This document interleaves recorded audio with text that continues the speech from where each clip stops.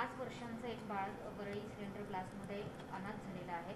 त्या संदर्भात काय सांगाल? त्या बाळाची चौकशी तुम्ही करणार आहात का? महापालिकेकडनं काय केलं जाणार? मुळात मी तुम्हाला आज सांगते, देव करो आणि ते 5 वर्षाचं बाळ वाचलंच पाहिजे इतकं आमचं चाललेलं आहे.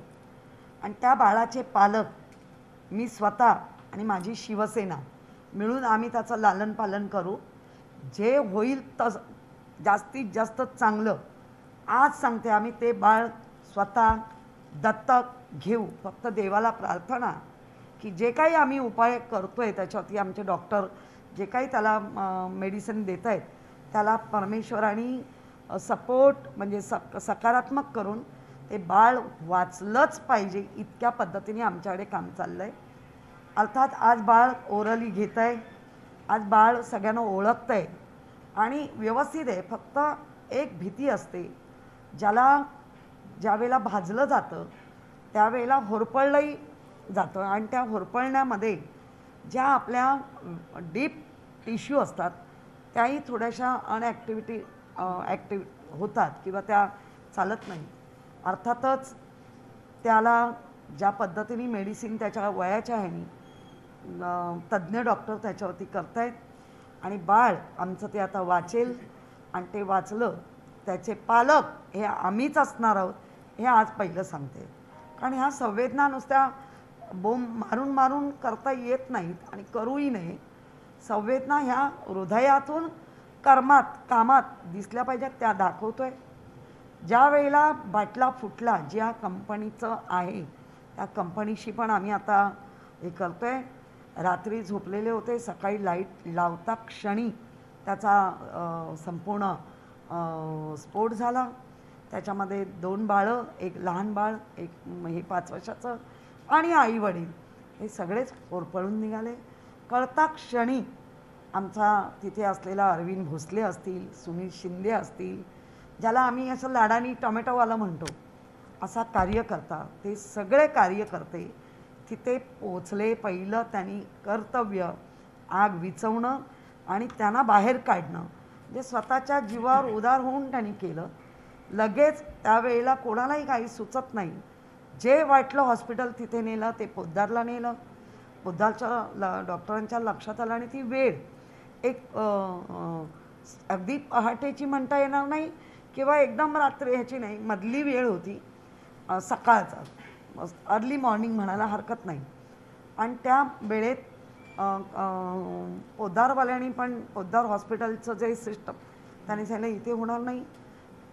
ती ॲम्ब्युलन्स खरी कस्तुरबालाच यायची होती, पण तिथे असलेल्या कार्यकर्त्यांमध्ये मिसकम्युनिकेशन झाल्यामुळे पहिली ॲम्ब्युलन्स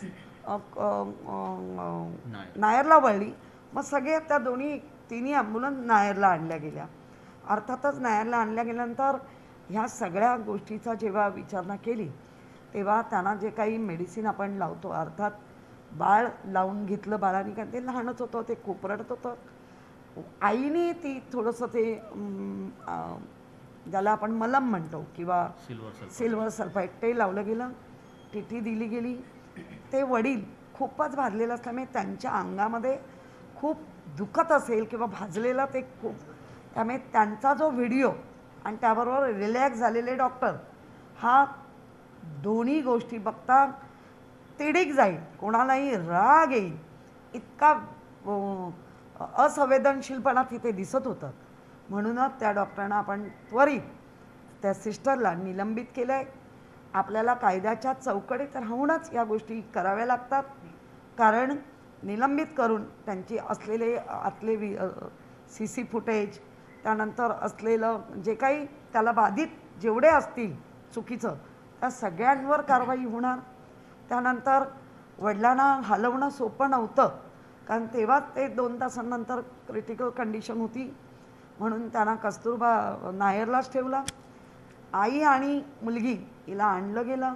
हिला आणल्यानंतरही ते आम्ही स्वतः येऊन चौकशी केली तेव्हा मला कळलं 56+ इतकं तिचं भाजणं झालेलं आहे, झालेलं होतं.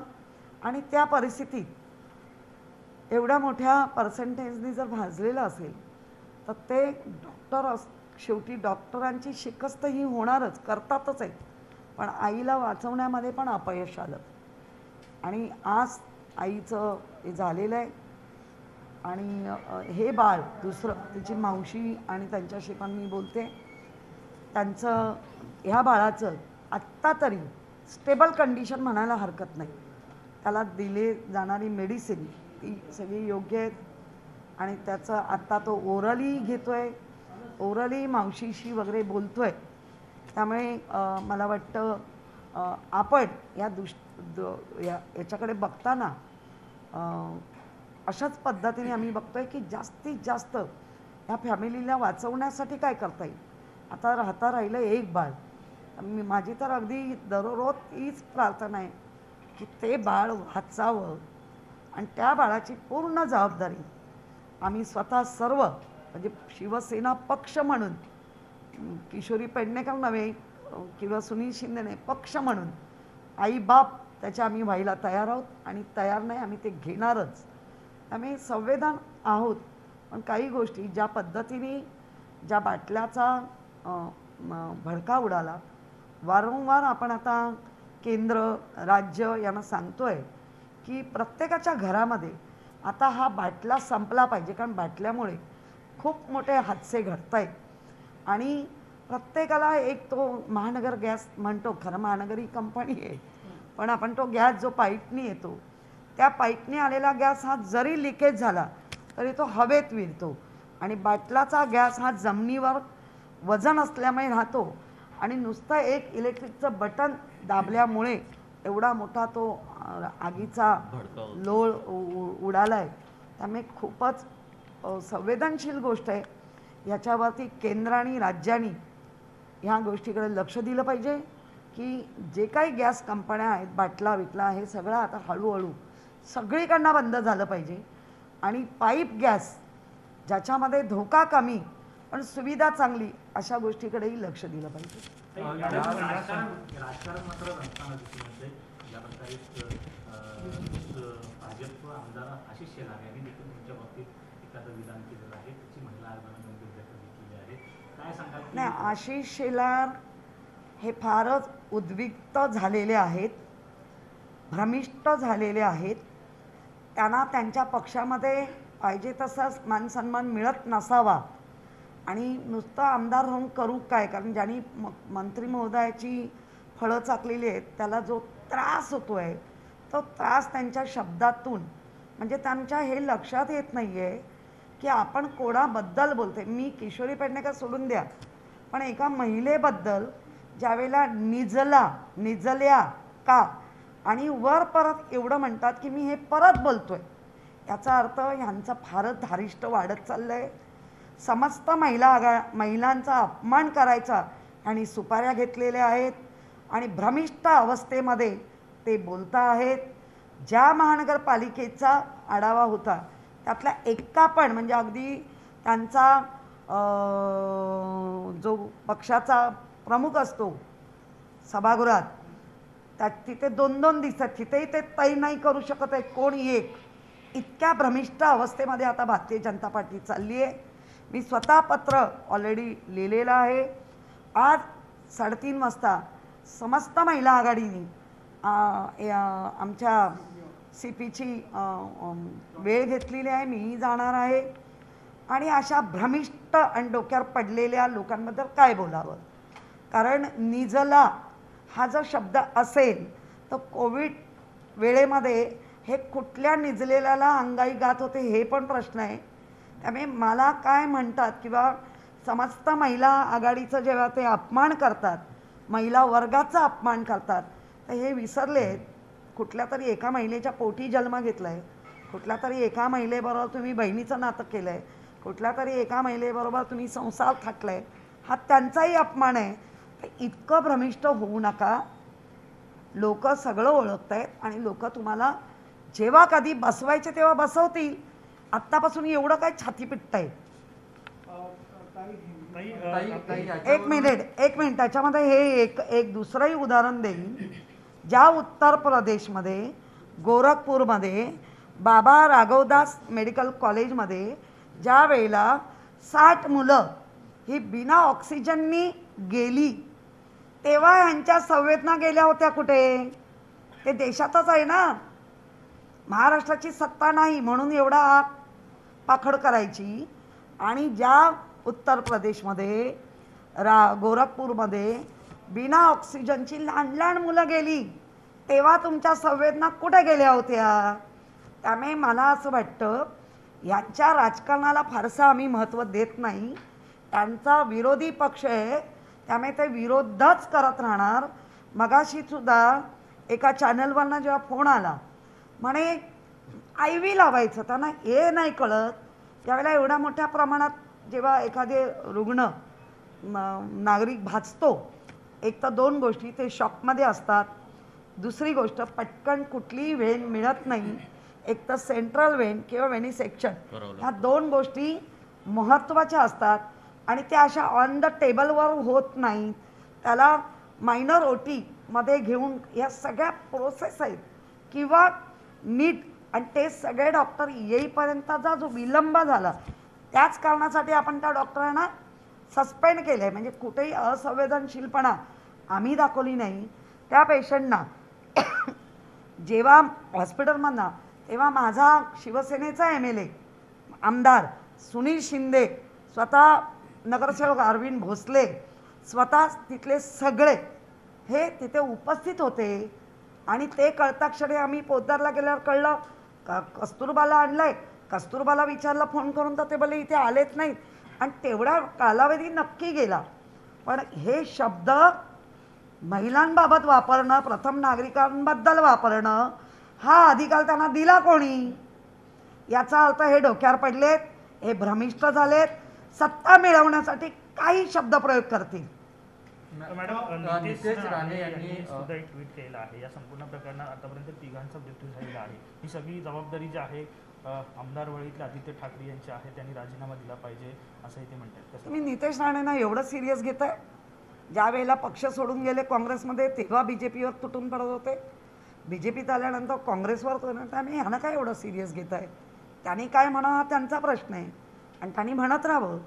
त्यांच्या म्हणण्याला काही बेस नाही. लोकांमध्ये कुठूनही आम्ही दिसत राहावं, आम्ही टिकत राहावं, हा जर त्यांचं म्हणणं असेल तर अशा क्रॉस ज्या वेळेला तुमच्याकडे पण येतात व्हिडिओ, ते पण मग तुम्ही दाखवा. कारण यांना फक्त राजकारण करायचं, यांना कुठलंही करायचं नाही. माझा शाखा प्रमुख गोपाळ खाडे त्या दिवसापासून जी ॲम्ब्युलन्स राजस्थानला पाठवायची होती, अनेक ह्यांच्याचपैकी कोणी एकाने ती तसदी नाही घेतली, तो माझा गोपाळ खाडेनी ती राजस्थानला ॲम्ब्युलन्स पाठवली. आत्ताही सगळी तयारी अरविंद भोसले हॉस्पिटलला आहेत, सुनील शिंदे पोलीस स्टेशनला आहेत, सगळ्यात हे करून, कारण शेवटी त्यांचे पालक थांबवलेले आहेत. तेव्हा त्यांचा कार्यकर्ता कुठे दिसतोय का? हे लीडर लोक बसून बोलत आहेत. असंवेदनशीलपणा, तुमचा संवेदनशीलपणा तिथे तर दाखवा जागेवर, तिथे कुठेही नाही आहे. त्यामुळे जे बाळ आहे ते सिद्धिविनायकाला, मुंबादेवी, महालक्ष्मीला खरंच प्रार्थना करते. अगदी दर्ग्यात जेवढी देवस्थानं आहेत आपली मुंबईत, त्या सर्व जाती धर्मांच्या देवांना मी नमस्कार करून सांगते, हे बाळ वाचू दे, हे बाळ आमचं आहे, आम्ही त्याला दत्तक घेतो नाही, घेतलंय.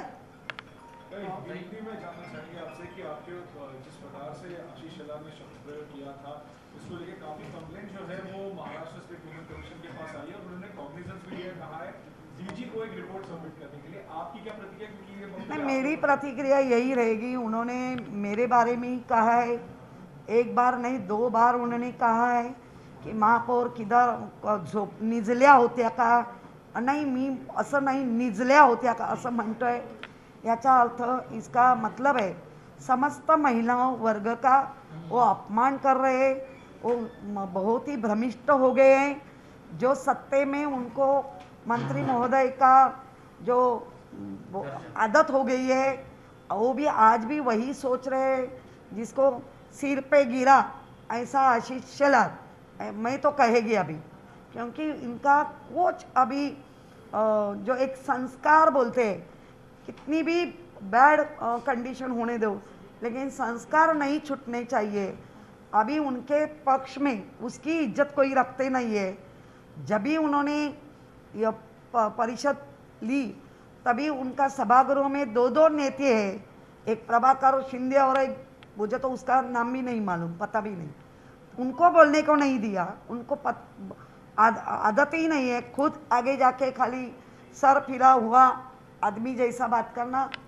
उन्होंने जो कहा आपने सबने देखा है कि उस कंडीशन के टाइम डॉक्टर परम पूज्य बाबा साहेब आम्बेडकर उनका भी 6 तारीख का तो 2, 3, 4 बहुत ही महानगर पालिका में मैं ये कह के मैं बाजू में नहीं हो रही है, मैंने वीडियो कॉल मैंने खुद आके कस्तूरबा नायर, लेकिन वो कहते तो उनके कहने में कौन विश्वास रखेगा, क्योंकि किशोरी पेडनेकर नहीं महापौर मुंबई की स्मशान में भी गई है, वो तो छोड़ो स्मशान में गई है, तो इधर आने को मुझे क्यों विलंब लगेगा और मैं ऐसी कैसी हो सकती है। लेकिन इनका जो खुद का संस्कार है वो उन्होंने पूरे बेच दिए और कुछ भी खाली पत्रकार परिषद लेके बोलते रहने का।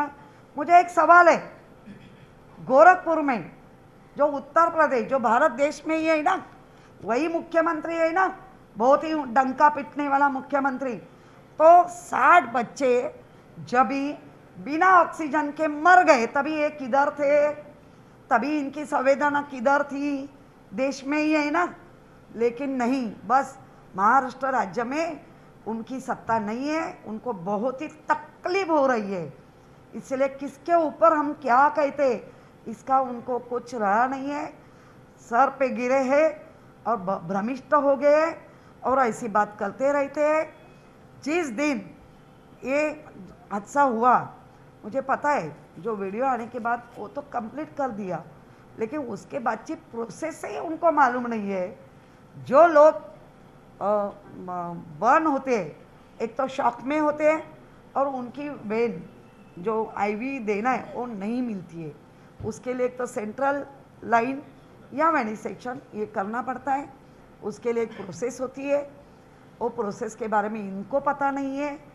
इनका लेके जो बेचारे जा रहे उसके ऊपर राजकारण करने वाले, तो हमारे मराठी में एक कहावत है कि मेलेल्या टाळूवरचं लोणी खायचं, वो काम कर रहे हैं, गलत है। मैंने आज भी कहा है, जो बच्चा हमारा अभी बचा है, हर एक देवता को हम नमस्कार करती हूँ, दरगाह हो, चर्च हो, मंदिर हो, मस्जिद हो, सबके ऊपर माथा टेक के हम कहते हैं कि बचाओ, क्योंकि डॉक्टर का काम चालू है, दवा और दुआ एक साथ चलेगा तो हमारा बच्चा बचेगा। ये बच्चे को हमने तो गोद ले ली है। भाई आपको लगता नहीं, क्या आपको लगता भी है कि उस दिन जिस प्रकार से वो वीडियो सामने आया था, आपने हालांकि डॉक्टर और जो कोई मेडिकल स्टाफ था उसके ऊपर एक्शन तो लिया, लेकिन प्रोटोकॉल जो रहता है, बेसिक प्रोटोकॉल जो रहता है, क्या वो उस दिन फॉलो किया गया था क्या? नहीं, बेसिक बहुत से आपके ऊपर मैं बोलती हूँ ना, बेसिक प्रोटोकॉल ये रहता है कि एक तो ड्यूटी बदलने का टाइम था, तो भी वो डॉक्टर लोगों ने जो पहला किया है वो सीसी कैमरे में कैद है, आप और मैं क्या रेडी नहीं करेंगे। वो उनके साथ बात करने के बाद वो कह रहे थे कि हम डॉक्टर को एक कॉल दिया जाता है, कॉल जिसको वो बच्चे को लॉरेंजिस को भी, क्योंकि उसको श्वास लेने में तकलीफ हो रहा था।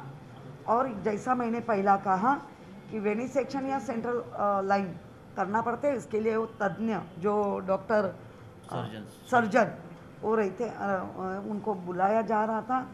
लेकिन मेरा कहना है, वही मैंने वो नर्स के साथ भी बात की, तू तो एक लेडी थी ना, अरे बच्चा रो रहे, तू फोन भी कर रही थी, ठीक है, लेकिन उसके साथ रह के तू कॉल करती तो कोई तो मानता, तुम इतने रिलैक्स बैठ के काम करते तो हम मानने वाले नहीं हैं।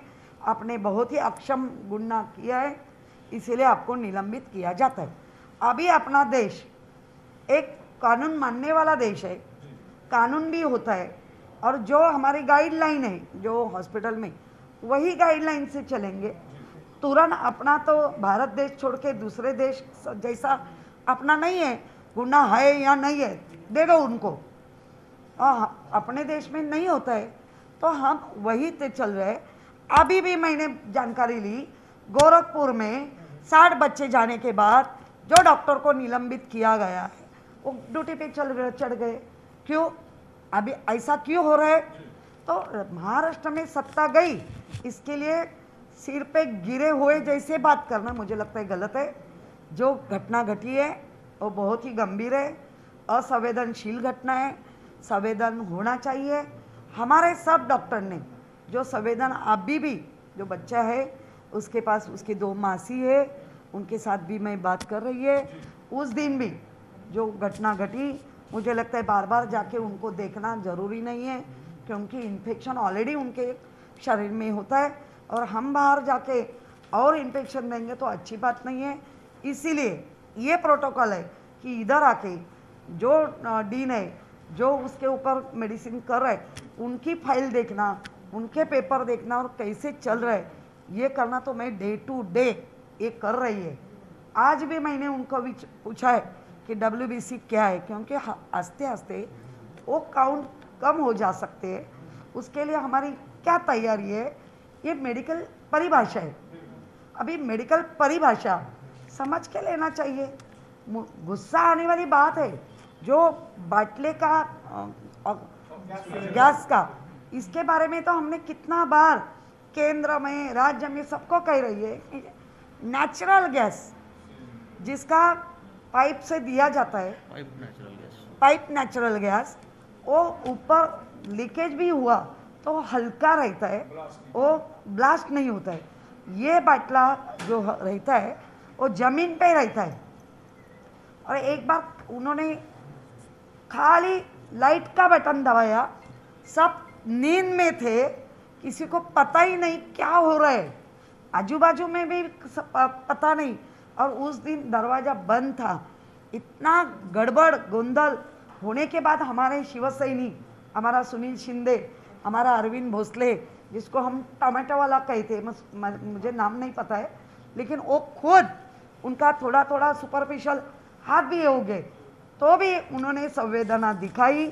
हमारे उस आजू बाजू के नेबर लोग ने दिखाई, और ये नहीं आया, वो नहीं आया करके उनके ऊपर राजकारण करना एक कितनी घिनौनी बात है। निताई, अब सवाल जो है नीतीश राणे की तरफ से, जिन्होंने पहले वीडियो ट्वीट किया था, आदित्य ठाकरे पे वो सवाल उठा रहे कि वर्ली में एक घटना हुई और आदित्य ठाकरे ने कॉग्निजेंस इसका लिया, उनको परिवार को नहीं मिले कहीं पता नहीं है, लेकिन उनके इस्तीफे की मांग हो रही है। आप इस राजकारण को जिसका पता नहीं है, पता ही नहीं है उनको, एक तो उसको सीरियस क्यों लेते हैं? जब भी शिवसेना में थे तभी बाकी पक्ष के ऊपर, जब भी कांग्रेस में गए भाव उसके ऊपर, आज बीजेपी, मुझे लगता है इतना सीरियस क्यों लेने का उनको? ठीक है ना, विरोधी पक्ष है, उनको भी पक्ष में दिखाना पड़ेगा, हम कुछ तो कर रहे कुछ, लेकिन ये बात संवेदनशील है, इसीलिए हम संवेदनशील से ही कर्म करेंगे, हम बात नहीं करेंगे, हम कर्म करेंगे।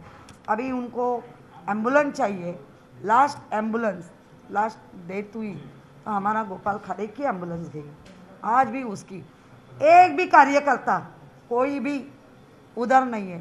तो खाली नेते लोग बात करेंगे और लोगों को गुमराह करेंगे।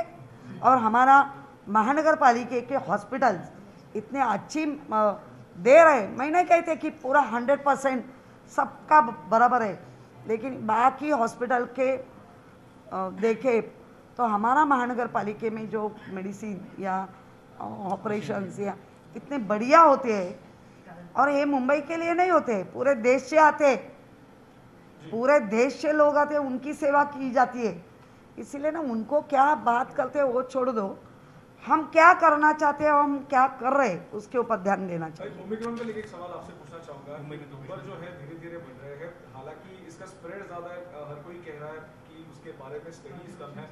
फिलहाल हम जहाँ पे हैं यहीं पे जीनोम सीक्वेंसिंग भी हो रहा है। मुंबई पालिका, महानगर पालिका हो या मुंबई शहर हो, उसको लेके क्या क्या तैयारी है, किस प्रकार से तैयारी हुई, और नंबर धीरे धीरे बढ़ रहे हैं, उसको लेके किस प्रकार से अवेयरनेस चल रहा है मुंबई? मुझे लगता है ओमाइक्रॉन का जो संकट है वो संकट पूरा देश, पूरा वर्ल्ड में है। और जो हाई रिस्क कंट्री और लोअर रिस्क कंट्री, उनको कैच किया जाता है आने वाला हर पैसेंजर को। पैसेंजर की जो पॉजिटिव आए हैं तो वो कौन सा पॉजिटिव है, और ना कोविड-19 कोरोना है या डेल्टा है या ओमाइक्रॉन है, आज भी उनकी जो सिम्टम्स है वो लाइट है, जी और जो है उनको ताबे में लेके हॉस्पिटल में उनके ऊपर मेडिसिन चालू है।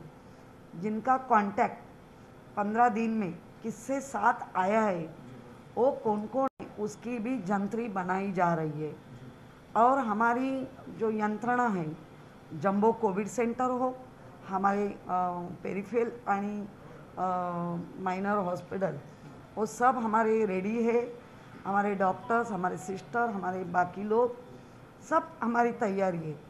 आज भी मैं यही कहेगी, रुग्ण भी पाए गए तो डरो मत। जो हमने कोविड-19 कोरोना के टाइम में जो SOP फॉलो की नागरिक बन के, वही SOP फॉलो करो। ट्रैकिंग, ट्रेसिंग, टेस्टिंग, ट्रीटमेंट ये तो हम कर ही रहे, लेकिन मास्क लगाना, सैनिटाइज़र होना और ज़्यादा से ज़्यादा डिस्टेंस में रहना, कोविड अप्रोप्रिएट बिहेवियर, हाँ, जैसा कोविड में काम करना चाहिए वैसे रहना चाहिए। और लोगों का मैं शुक्रगुजार हूँ कि उन्होंने कोविड-19 कोरोना में जो साथ दी है मुंबई कॉलोनी, बहुत ही अच्छी दी है। वैक्सीनेशन भी जल्दी जल्दी करना चाहिए।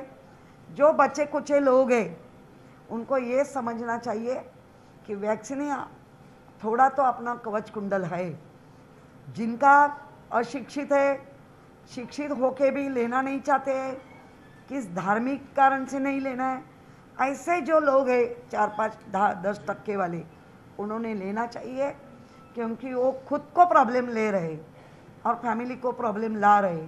तो मुझे लगता है वैक्सीन करने हम तो कर रहे, हम हर घर में एक दस्तक लेके सबकी इंक्वायरी कर रहे। बेड रिडन पेशेंट को दिया गया, 18 ईयर्स तो 35 ईयर्स में दिया गया है। 35 ईयर्स के ऊपर के जो नागरिक है उनको ही पहली मुंबई है 100% पहला डोज कंप्लीट करने वाली, पहला महाराष्ट्र है। 2 करोड़ के ऊपर वैक्सीन दी गई है। और आज भी मुंबई यही चाहती है, महाराष्ट्र यही चाहता है, किसी को भी बिना वैक्सीन के रहने की अनुमति नहीं है। नज़दीक सब केंद्र है, आप जाके ले सकते। इतना सब ओमाइक्रॉन ही नहीं, और भी कोई दूसरा विषाणु आता है तो अपनी तैयारी है, लड़ने के लिए हम तैयार है।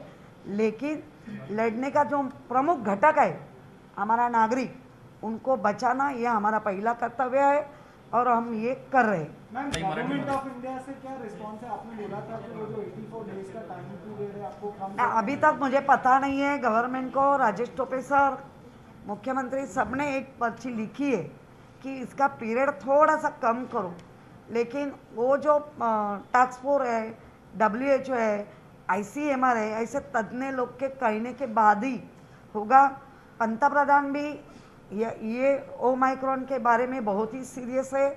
उन्होंने भी मन की बात में तभी भी कहा था, आज भी वो वही कह रहे हैं।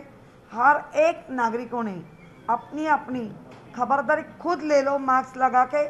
बाकी जो तैयारी है जो करना, वो हम राज्य सरकार, केंद्र सरकार, महानगर पालिका, हम तैयार आहे। मुंबईमध्ये ओमायक्रॉनचे 2 पेशंट आढळलेले आहेत, त्या अनुषंगाने आपण काय तयारी करत आहोत, काय दक्षता जी आहे ती पालिकाकडून केली जात आहे? मला वाटतं ओमायक्रॉन पेशंट नक्कीच आढळले, त्याला इतकं त्यांचे सौम्य लक्षणं आहेत, त्यांना ॲडमिट केलेलं आहे, त्यांच्यावर दवापाणी चालू आहे। इतर लोकांनी या सगळ्या गोष्टी बघता जे जगात घडतं आहे, लहान मुलांवर परिणाम आहे असं टास्क फोर्स किंवा तज्ज्ञ लोक सांगतायत, त्याचा आपल्याला त्रास होऊ शकतो। म्हणून सर्वांना विनंती आहे की जे आपण कोविड-19 कोरोनाच्या वेळेमध्ये ज्या आपण SOP किंवा नियमावली आपण पाळली ती आपण पाळूया। हाय रिस्क कंट्रीचे डिक्लेअर आहेत, त्या आलेल्या प्रवासाला त्याच्यातून आलेले पॉझिटिव्ह, त्याच्यातून आलेल्या पॉझिटिव्हचे रिपोर्ट हे जिनोम सिक्वेन्सीला पाठवले जातात। त्याचबरोबर अधिक ते असेल तर ते पुण्याला पाठवलेलं आहे। त्याचबरोबर हे सगळे रिपोर्ट केंद्रालाही पाठवले जात आहेत। याचा अर्थ केंद्र, राज्य, महानगरपालिका तिन्ही या गोष्टीमध्ये सिरियस समन्वय करून काम करतायत। फक्त नागरिकांनी जे कोविड-19 कोरोनाच्या काळात जशी तुम्ही साथ दिली, दुसऱ्या लाटेला मध्यावर थोपवलं, तिसऱ्या लाटेला आपण येऊच नाही दिलं. हे तुमचं आणि आमचं मिळून काम आहे. तर नागरिकांनी तेवढी काळजी घ्यावी.